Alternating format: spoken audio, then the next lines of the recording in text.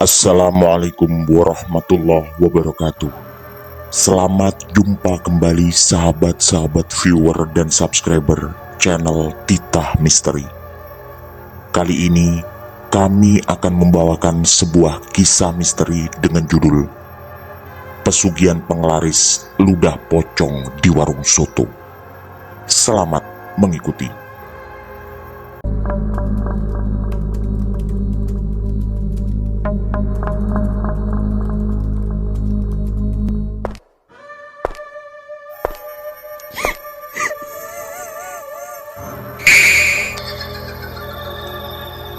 Jangan pernah mengikuti kisah ini sendirian.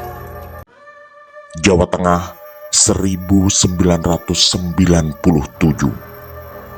Ardi semakin khawatir dengan kondisi depot sotonya. Dia adalah generasi ketiga sebagai penerus depot soto yang sudah berdiri sejak puluhan tahun lalu. Konon, kakeknya merintis usaha ini sejak zaman Orde Lama. Dan 5 tahun lalu saat ayahnya meninggal, Ardi menjadi pewaris sekaligus penerus usaha itu. Ibunya pernah berpesan bahwa kunci dari depot itu adalah resep khusus yang hanya keluarga mereka yang tahu. Dan salah satu tugas Ardi tentu saja adalah menjaga rapat-rapat resep kombinasi bumbu yang katanya dulu didapatkan dari teman sang kakek yang sudah meninggal tertembak oleh pasukan Belanda.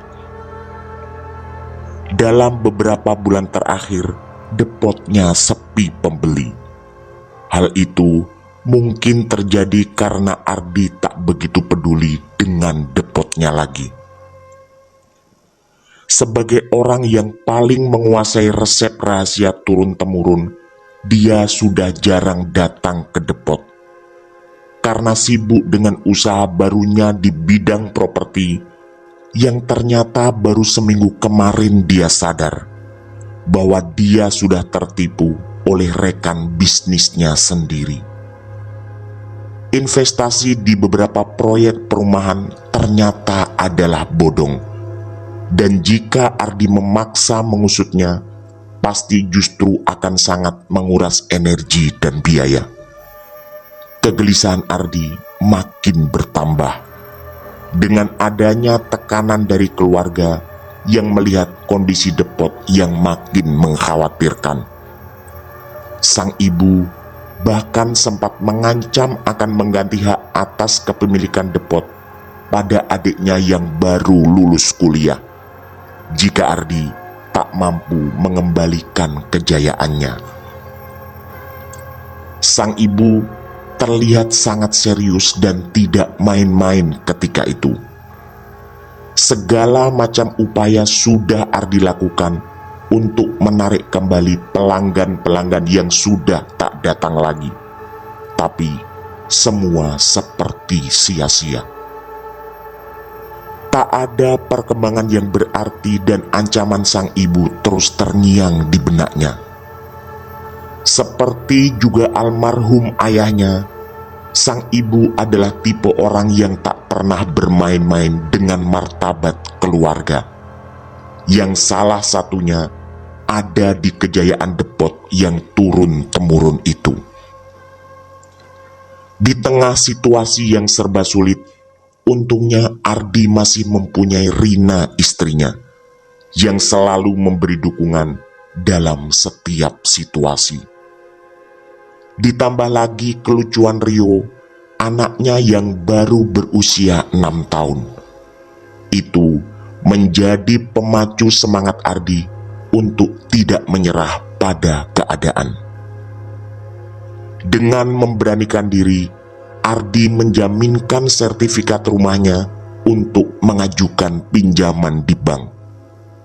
Uang itu akan digunakan untuk merenovasi depotnya yang memang sudah terlihat agak kuno. Dia sempat berpikir mungkin itu juga penyebab depotnya kalah saing dengan restoran-restoran baru yang penampilannya lebih modern. renovasi itu dilakukan dengan serius.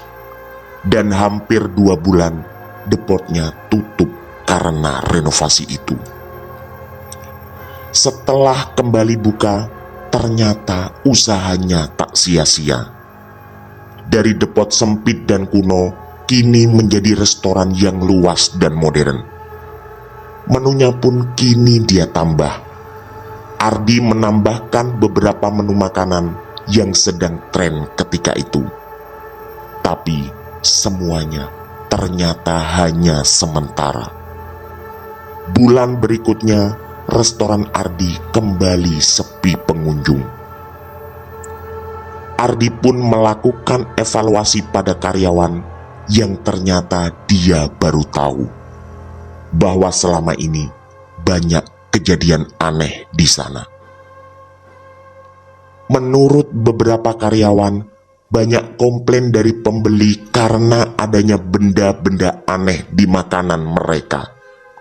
Terkadang ada paku, jarum, atau benda tajam lainnya. Ada juga komplain tentang rasa yang terlalu asin atau justru hambar. Padahal dari panci yang sama dan sebelum disajikan semua sudah melakukan cek pada menu yang akan dihidangkan. Keesokan harinya, Ardi sendiri yang mengawasi keluarnya makanan dari dapur. Dan kesimpulan sementara, tak ada masalah dengan rasa atau tampilan. Tapi anehnya, begitu sampai di meja pembeli semuanya berubah. Di hari itu, setidaknya ada 5 komplain. Yang Ardi sendiri bingung dengan kejadian itu. Sampai salah seorang karyawan yang bernama Bayu mengatakan bahwa ini adalah serangan gaib dan menyarankan Ardi untuk mendatangi salah seorang dukun kenalannya. Ardi sebenarnya agak ragu dengan usulan itu. Selain dia tak pernah berhubungan dengan hal-hal di luar logika, ada rasa takut di hatinya jika harus bersentuhan dengan dunia gaib. Tapi setelah cukup lama mempertimbangkan dan juga tak ada solusi lain di pikirannya, akhirnya Ardi menyetujui. Disinilah semuanya bermula. Malam harinya, Ardi bersama Bayu mendatangi seorang dukun yang bernama Mbah Slamet. Rumahnya ternyata cukup jauh dan butuh waktu sekitar 1 jam perjalanan menggunakan sepeda motor. Kata Bayu, Mbah Slamet sudah sangat terkenal di desanya. Dia masih terlihat bugar walau umurnya sudah sekitar 70 tahun. Begitu sampai di rumahnya, Ardi sangat terkejut. Mbah Slamet mempunyai istri yang berumur belasan tahun. Dan tidak hanya 1. Tapi ada 3 yang semuanya masih muda dan tinggal dalam satu rumah. Ini membuat Ardi semakin yakin kehebatan sang dukun. Tak mungkin orang setua itu mendapat istri yang lebih cocok menjadi cucunya kalau tak mempunyai ilmu yang sangat dahsyat. Ardi pun mengutarakan maksud kedatangannya. Lalu, dengan penerawangan gaib, Mbah Slamet mengaku menemukan sumber permasalahan. Katanya, restoran Ardi diserang makhluk gaib kiriman dari salah satu pesaingnya. Mas Ardi mau diapakan orang yang sudah berulah di restoran sampean ini? Mau dihabisi? Dibuat cacat atau bagaimana? Begitu tanya Mbah Slamet pada Ardi. Ardi yang tak menyangka akan ada tawaran se-ekstrim itu hanya menjawab tidak usah. Yang penting restorannya bisa kembali ramai. Mbah Slamet juga mengatakan bahwa dalam persaingan dunia usaha akan sangat sulit hanya mengandalkan sesuatu yang kasat mata. Apalagi menurut penerawangan gaib Mbah Slamet lagi, di kawasan sekitar restoran milik Ardi, ternyata banyak orang melakukan langkah gaib demi menghabisi para pesaing. Mendengar jawaban Ardi yang terlihat ketakutan, Mbah Slamet hanya tertawa. Lalu berkata bahwa Ardi adalah orang yang baik, karena tak ingin membalas orang yang berlaku buruk dengan sesuatu yang buruk pula. Ardi lalu diberi beberapa buntalan kain putih yang katanya berisi kemenyan. Nantinya kemenyan itu harus dibakar dan ditaburkan di restorannya selama 3 hari berturut-turut. Semuanya sangat sederhana, karena ritual lain akan dilakukan Mbah Slamet sendiri di rumahnya. Sebelum pamit pulang, Mbah Slamet sempat berbisik pada Ardi. Saya juga punya penglaris yang ampuh. Kalau sampean mau kembali ke sini, itu pun kalau sampean memang pingin cepat kaya. Ardi hanya mengangguk mendengarnya dan merasa belum ada yang mendesak dengan penglaris semacam itu. Keesokan harinya, apa yang diperintahkan Mbah Slamet dilakukan oleh Ardi dengan teliti, tanpa melewatkan satupun tata caranya. Dan 3 hari kemudian memang terbukti tak ada lagi komplain dari pembeli. Tapi kenaikan jumlah pengunjung ternyata belum cukup untuk menutup angsuran bulanan pinjamannya di bank. Selama 2 bulan ini, Ardi memang kewalahan untuk menutup angsuran. Bahkan dengan terpaksa, dia menjual perhiasan istrinya. Ardi kemudian teringat dengan bisikan Mbah Slamet yang pernah menawarinya penglaris. Ardi pun segera menyusun rencana untuk mengajak Bayu kembali menemani ke rumah Mbah Slamet setelah restoran tutup. Kali ini Bayu menolak dan bahkan dengan kekeh melarang Ardi ke sana. Kata Bayu, kemarin dia menyarankan Ardi karena memang kondisinya sedang mendesak. Dan melihat perkembangan restoran yang perlahan membaik, menurut Bayu, Ardi tidak perlu melibatkan Mbah Slamet lagi. Selain itu, Bayu juga mengingatkan, biasanya orang yang menggunakan penglaris akan mengalami rangkaian buruk dalam kehidupannya. Sebenarnya Ardi kecewa mendengar itu, dan karena mulai khawatir suatu saat rumahnya disita oleh bank, dia pun berangkat sendiri ke rumah Mbah Slamet. Di sana Ardi disambut dengan tawa lebar. Mbah Slamet mengaku yakin kalau Ardi akan kembali datang. Setelah perbincangan cukup lama dan memberitahukan kedatangan untuk minta penglaris, Mbah Slamet pun mengajak Ardi ke sebuah kamar khusus. Kata Mbah Slamet, tak perlu lama-lama lagi. Ritual awal akan segera dilakukan. Ardi menyaksikan sendiri bagaimana Mbah Slamet komat kamit dan memulai ritual itu. Kemenyan dan dupa bersamaan dibakar. Sebilah keris ditancapkan terbalik di atas kemenyan itu, dan secara ajaib keris itu terlihat bergerak-gerak sendiri. Lalu sesaat kemudian di hadapan Ardi muncullah sesosok pocong dengan wajah menyeramkan. Karena ketakutan, Ardi pun pingsan saat itu juga. Ardi sadar saat wajahnya terasa ditetesi air. Ternyata itu adalah Mbah Slamet yang memercikkan air di wajahnya. Kemudian Mbah Slamet menjelaskan bahwa makhluk yang tadi Ardi lihat adalah makhluk gaib yang akan membuat restorannya laris dengan cara meludahi setiap makanan yang akan disajikan. Ardi sebenarnya ragu di titik ini. Rasanya tak sanggup jika harus berhadapan dengan makhluk itu setiap hari. Mbah Slamet yang sepertinya paham kekhawatirannya segera menerangkan bahwa dia yang akan membantu Ardi mengatasi semua rasa takut.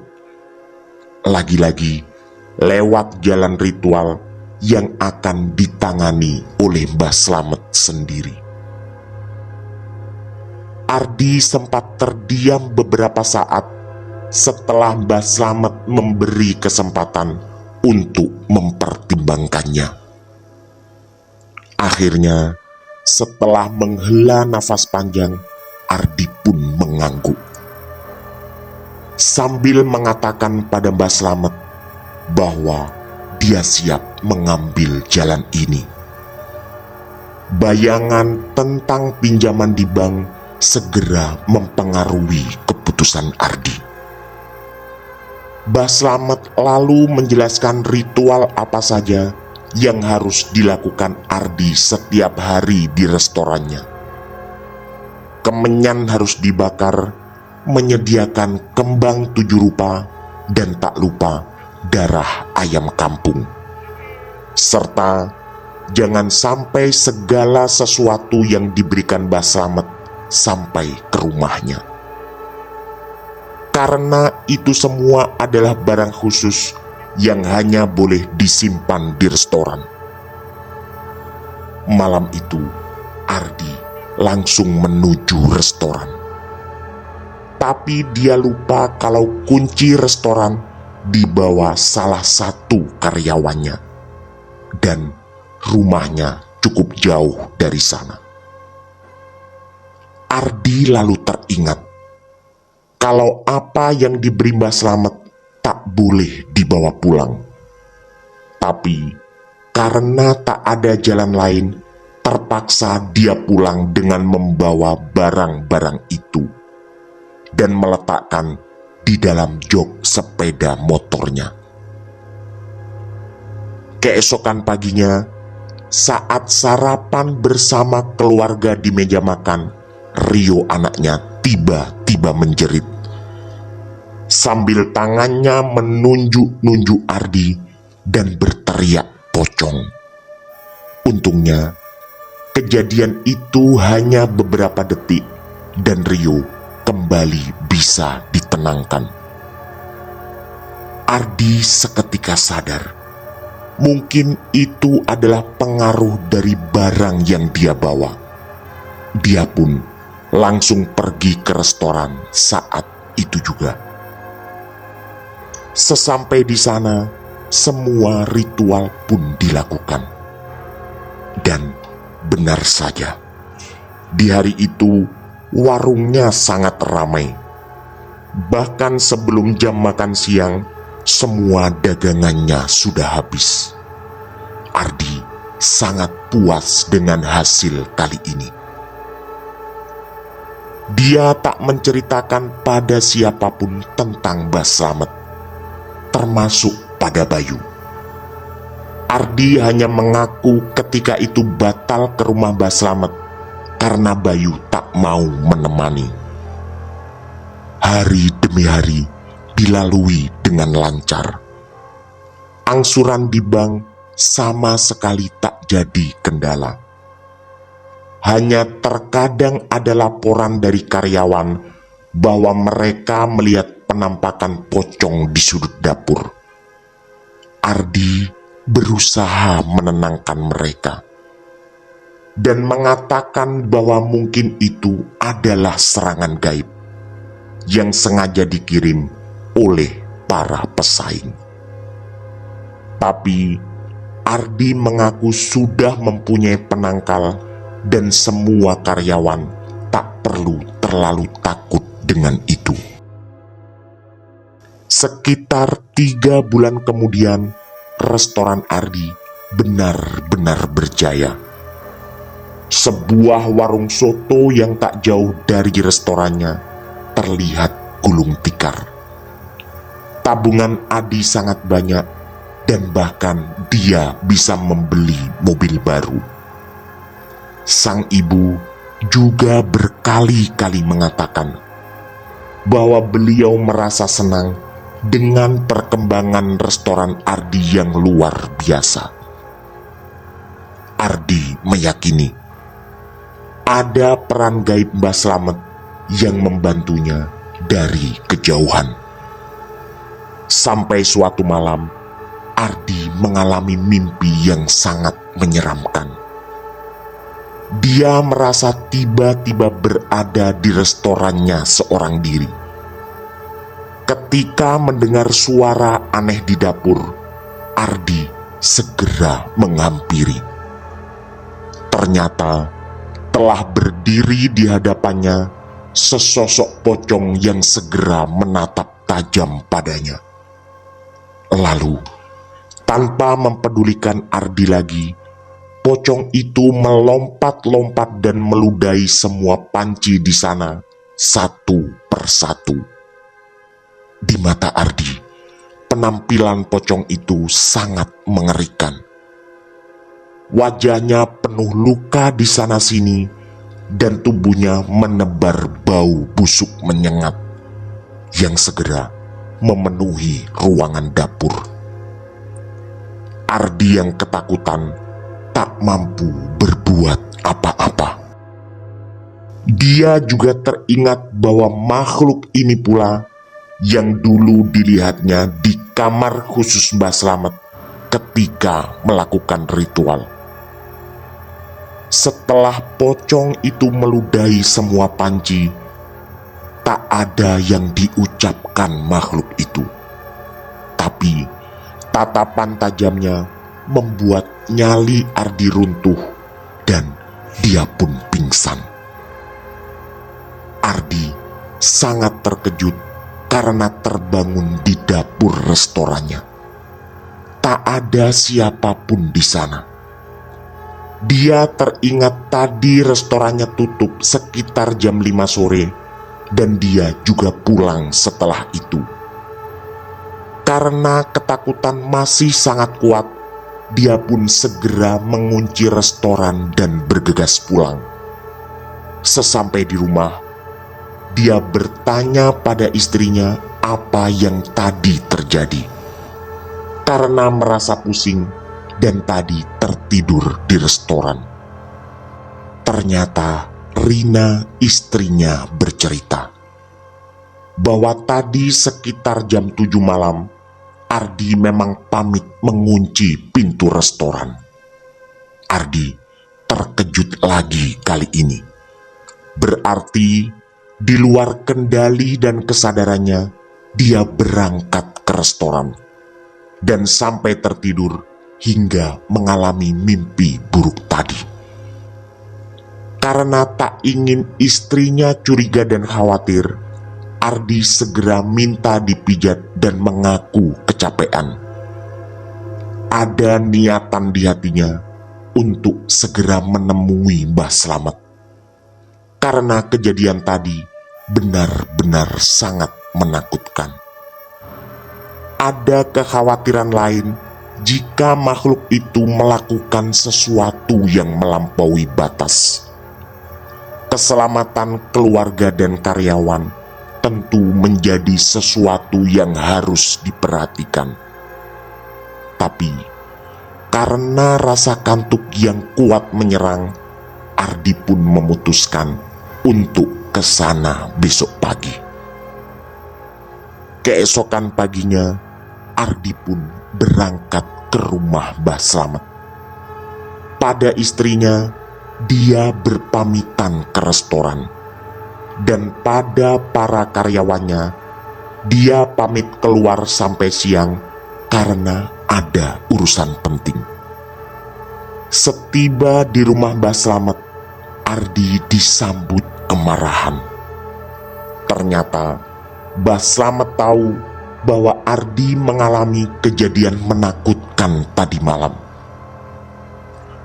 Tanpa mendengar cerita dari Ardi, Mbah Slamet mengatakan bahwa pocong yang mendatanginya tadi malam adalah sebuah pertanda bahwa Ardi seharusnya segera datang padanya. Wajah Mbah Slamet seketika memerah. Ardi sadar ada kesalahan besar yang dilakukan, walau tadi malam sama sekali tak menyadari. Kemudian dengan terbata, Ardi meminta maaf, sekaligus minta bantuan tentang solusi atas kesalahan itu. Mbah Slamet terlihat terdiam, sampai salah satu istrinya datang menghidangkan kopi. Kemudian Mbah Slamet minta selembar uang 50.000 padanya. Dengan cekatan, Ardi pun membuka dompet dan lalu mengulurkan selembar uang pada Mbah Slamet. Mbah Slamet membawa uang itu masuk ke dalam kamar dan keluar lagi sekitar 5 menit kemudian. Lalu dengan tatapan marah dan menakutkan, Mbah Slamet mengatakan sesuatu yang juga tak kalah mengerikan, bahwa uang itu akan mencari tumbal. Bulu kuduk Ardi langsung berdiri. Mbah Slamet lalu mengatakan bahwa andai Ardi datang tadi malam, syarat yang diminta akan jauh lebih ringan. Ardi tentu tak bisa mengelak. Hanya saja Mbah Slamet meminta dia membuang uang itu di dekat restoran dan jangan sampai di sekitar rumahnya. Ardi terpaksa mengangguk dalam ketakutan. Kata Mbah Slamet, tumbal harus diambil walau tak selalu berakhir dengan kematian. Dan jika tidak, akan ada gangguan atau bahkan sesuatu yang mengerikan terjadi pada keluarganya. Ardi merasa tak punya pilihan lain, juga untuk membatalkan semuanya, karena dia sudah terlanjur melangkah terlalu jauh. Mbah Slamet juga berpesan, jika ada kejadian serupa, Ardi harus segera datang dan menemuinya. Setelah pembicaraan menegangkan itu dan mengulurkan amplop berisi uang, Ardi pun pamit pulang. Begitu hampir sampai di restorannya, Ardi sengaja menjatuhkan uang itu, seperti yang tadi diminta Mbah Slamet. Ada kegalauan besar di hatinya. Tentu tak pernah terbayang dia harus mengambil langkah yang bisa jadi penyebab celaka bagi orang lain. Tapi lagi-lagi, dia sudah terlanjur melangkah jauh dan tidak ada pilihan lain. Hari itu tak ada kejadian aneh apapun. Semuanya berjalan normal dan lancar. Restorannya juga selalu ramai pembeli dan dia sering memberi bonus pada para karyawannya. Tapi di bulan itu terjadi beberapa kecelakaan di sekitar restorannya. Ardi langsung teringat uang 50.000 yang dijatuhkannya di jalan. Walau dia tak paham apakah beberapa kecelakaan itu ada hubungannya. Juga, andai pun ada, dia juga tak tahu kecelakaan mana yang berhubungan.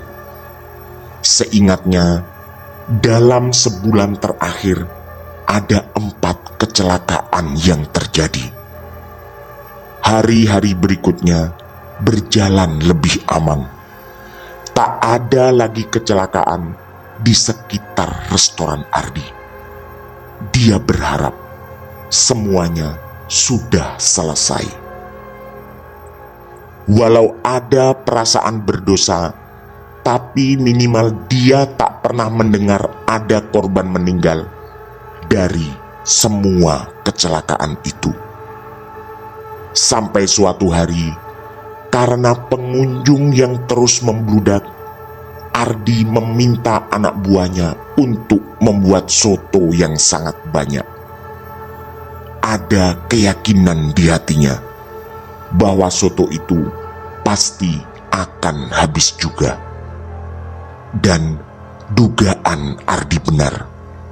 Sekitar jam 4 sore, semua dagangannya habis. Ada perasaan puas yang luar biasa. Hanya saja, karena merasa keletihan, Ardi pun tidur di kursi panjang yang ada di dapur. Semua karyawan disuruh pulang, dan dia berencana pulang nanti setelah terbangun. Rasanya belum lama dia tertidur. Tiba-tiba Ardi merasakan hembusan nafas hangat di dekat telinganya. Dan begitu dia terbangun, ternyata makhluk itu ada di sana. Ya, itu adalah pocong yang sempat mendatangi mimpinya beberapa minggu lalu. Juga makhluk yang sama yang ditemuinya di kamar ritual Mbah Slamet. Ardi yang ketakutan segera berlari keluar dan untungnya masih sempat mengunci pintu. Segera dia teringat pesan dari Mbah Slamet bahwa jika makhluk itu datang, Ardi harus segera ke sana. Sempat diliriknya jam tangan, jam 7:10. Dengan terburu, Ardi memacu sepeda motornya. Tapi kali ini, dia disambut sesuatu yang tak kalah mengejutkan. Menurut istri Mbah Slamet yang menemuinya, ternyata Mbah Slamet telah meninggal 3 hari yang lalu. Ardi sangat terpukul, sekaligus ketakutan. Masih teringat jelas pesan Mbah Slamet ketika terakhir kali dia datang, bahwa jika pocong itu datang lagi, Ardi harus segera menemui Mbah Slamet. Ardi terkunci dalam kebingungan. Sosok utama yang diharapkan bisa membantu kini telah tiada. Setelah mengucapkan ikut bela sungkawa, Ardi pun pamit pulang. Berjuta kegalauan segera memenuhi benaknya. Entah apa yang harus dilakukan, karena petunjuk dari Mbah Slametlah yang memang dicarinya. Dia juga ragu apakah besok akan membuka restorannya. Tentu dia tak ingin sesuatu yang lebih menakutkan terjadi pada dirinya atau para karyawannya. Ardi pun melintas di depan restorannya dengan penuh keraguan. Untungnya tak ada penampakan aneh apapun di sana. Tapi beberapa menit kemudian, ketika menjelang sampai di rumahnya, terlihat kerumunan banyak orang. Perasaan Ardi mulai tidak nyaman. Dan begitu sampai, ibunya adalah orang pertama yang menyambut dan memeluknya sambil menangis histeris. Ardi sadar pasti ada sesuatu yang terjadi. Dari ucapan sang ibu yang terbata, Ardi mendengar kabar menyakitkan itu. Rina sang istri baru saja meninggal dunia.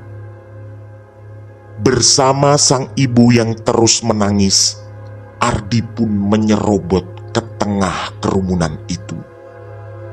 Di ruang tamu, Ardi menangis terseduh di dekat jasad istrinya. Rio, kata sang ibu, diamankan oleh kakeknya di kamar belakang. Dalam suasana penuh duka itu, sang ibu bercerita bahwa tadi Rina dan Rio menyusul Ardi ke restoran. Katanya, Rio minta ditemani ayahnya berangkat ke pasar malam. Ternyata Ardi tidak ada dan restoran telah terkunci. Rina juga sempat mengaku menemukan selembar uang 50.000 tak jauh dari restoran. Dan sesampai di rumah, dia membeli bakso yang kebetulan lewat. Sang ibu bahkan sempat mengambilkan mangkok dari dapur. Lalu Rina menyantap bakso itu. Di tengah-tengah makan, dia tersedak dan nafasnya tiba-tiba seperti tersekat. Naasnya, Rina tak bisa diselamatkan. Untungnya, kata sang ibu, Rina sempat menyempurnakan ucapan syahadatnya. Ardi menangis sejadi-jadinya. Sungguh tak disangka istri tercinta akan pergi secepat itu. Hanya satu yang sedikit menenteramkan hatinya, bahwa sang istri sempat menyempurnakan ucapan syahadatnya. Atas kesepakatan keluarga, jenazah Rina akan disemayamkan besok pagi. Di pemakaman, Ardi tertinggal sendiri dan memegangi nisan baru itu sambil terus berderai air mata. Di depan nisan itu, dia mengucapkan permintaan maaf berkali-kali. Walau dia sadar bahwa ajal pasti mutlak dalam kekuasaan Tuhan, tapi Ardi juga sangat menyadari bahwa ada langkah sesat yang telah ditempuhnya. Walau tak ada siapapun orang lain yang tahu. Ardi juga mengucap janji dalam hati. Rio sang anak akan disayangi dan dijaga dengan segenap jiwa dan raga.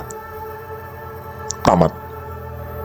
Demikian kisah misteri dari kami, pesugihan penglaris ludah pocong di warung soto.